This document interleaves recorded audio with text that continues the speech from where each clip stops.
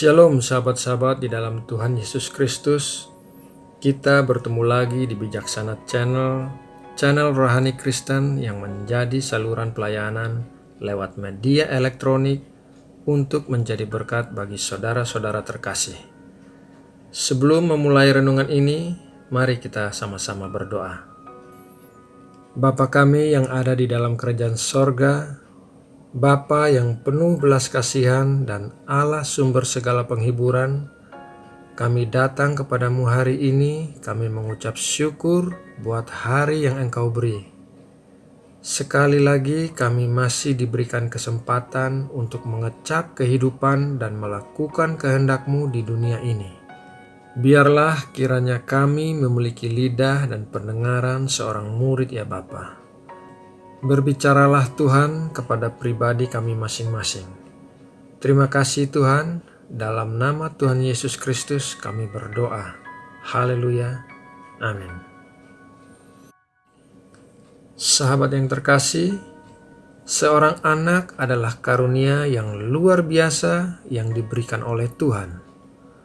Pemazmur mengatakan dalam Mazmur 127 ayat 4, seperti anak-anak panah di tangan pahlawan, demikianlah anak-anak pada masa muda. Pada zaman dahulu, panah, pedang, dan tombak adalah alat-alat utama di dalam peperangan. Akan tetapi, seorang prajurit lebih suka melawan musuh yang jauh dengan panah daripada harus melakukan pertempuran jarak dekat dengan pedang atau tombak. Busur dan panah adalah senjata yang lebih disukai. Untuk bisa melawan musuhnya dengan percaya diri, seorang prajurit harus memastikan busur dan panahnya berfungsi sepenuhnya sesuai dengan desainnya. Demikian juga halnya dengan anak-anak kita. Seorang anak harus dibesarkan dengan benar agar bisa berfungsi sesuai dengan karunia dan desainnya. Saudara terkasih, banyak hal yang bisa kita lakukan sebagai orang tua dalam mendidik anaknya. Namun yang paling penting adalah mendoakan anak-anak setiap hari, karena pada zaman milenium ini banyak hal yang bisa mempengaruhi anak-anak tanpa sepengetahuan orang tua. Misalnya saja pornografi di media-media sosial, okultisme, kriminalitas, obat bius, minuman keras, gerakan New Age.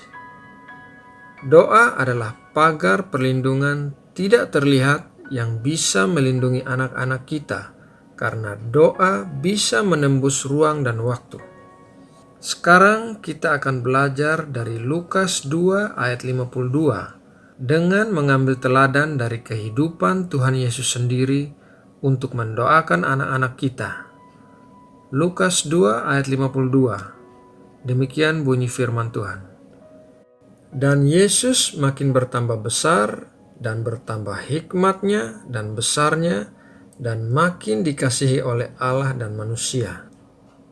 Dari ayat Alkitab tersebut kita bisa melihat ada 4 area yang bisa menjadi pokok doa untuk anak-anak kita, yaitu pertumbuhan hikmatnya, pertumbuhan jasmaninya, pertumbuhan rohaninya, dan pertumbuhan sosialnya. Mari kita lihat satu persatu. Yang pertama, pertumbuhan hikmatnya. Kita harus mengajarkan dan berdoa agar anak-anak kita rajin membaca Alkitab, karena firman Tuhan dapat memberikan hikmat bagi anak-anak kita sejak dari mereka kecil sampai masa tua mereka. Tuhan Yesus sendiri, meskipun Dia adalah Tuhan, akan tetapi Ia meluangkan waktu untuk berdoa dan mempelajari firman Tuhan. Buktinya adalah Ia bisa menghadapi iblis di padang gurun dengan mengutip ayat-ayat firman Tuhan. Yang kedua, pertumbuhan jasmaninya.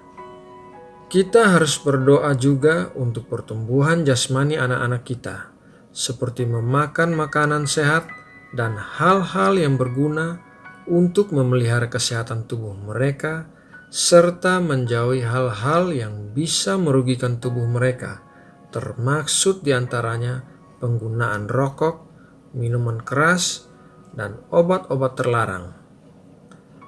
Yang ketiga, pertumbuhan rohaninya. Kita harus berdoa untuk hubungan anak-anak kita dengan Tuhan, agar mereka bisa mengenal kebaikan Tuhan dan mengalaminya secara pribadi, bukan hanya mendengar apa yang diajarkan oleh orang tua dan guru-guru sekolah minggu, akan tetapi anak-anak memiliki hubungan pribadi dengan Tuhan. Yang keempat, pertumbuhan sosialnya. Kita harus berdoa untuk pertumbuhan sosial anak-anak kita, yaitu pergaulan mereka, teman-teman yang harus mereka pilih, dan teman-teman yang harus mereka jauhi. Dalam Lukas 2 ayat 52 dikatakan bahwa Tuhan Yesus semakin dikasihi manusia. Artinya, Ia semakin disukai dan dihormati oleh orang-orang di sekitarnya. Ia bukanlah orang yang ditolak oleh masyarakat. Nah, saudara-saudara yang dikasihi dan diberkati oleh Tuhan Yesus Kristus, demikianlah renungan kali ini, agar kita memiliki garis besar akan hal-hal yang perlu didoakan untuk anak-anak kita. Seperti yang dikatakan oleh seorang profesor, "Sahabatku, jika engkau tidak mampu meninggalkan warisan kepada anak-anakmu dalam bentuk barang, jangan merisaukannya.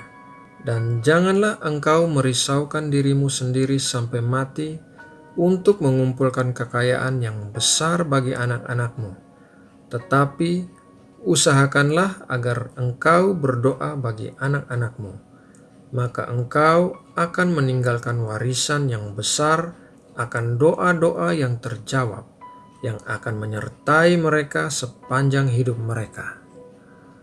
Untuk menutup renungan ini, mari kita sama-sama berdoa.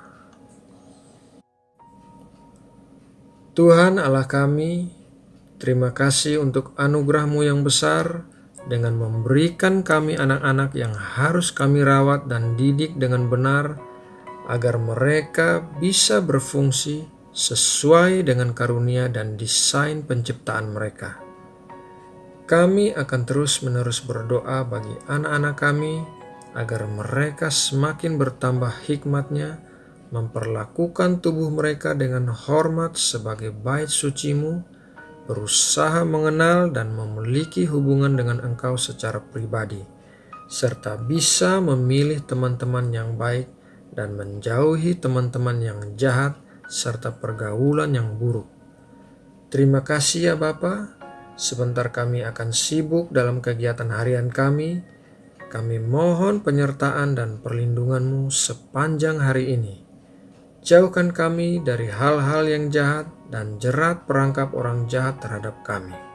Pimpinlah kami ya Tuhan, untuk berjalan di jalan-Mu senantiasa. Kami mau berdoa juga untuk bangsa dan negara kami Indonesia.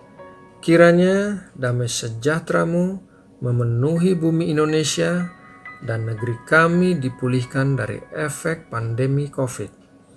Terima kasih ya Bapa, kami berdoa dan mengucap syukur hanya di dalam nama Tuhan Yesus Kristus, Allah dan Juru Selamat kami yang hidup. Haleluya. Amin.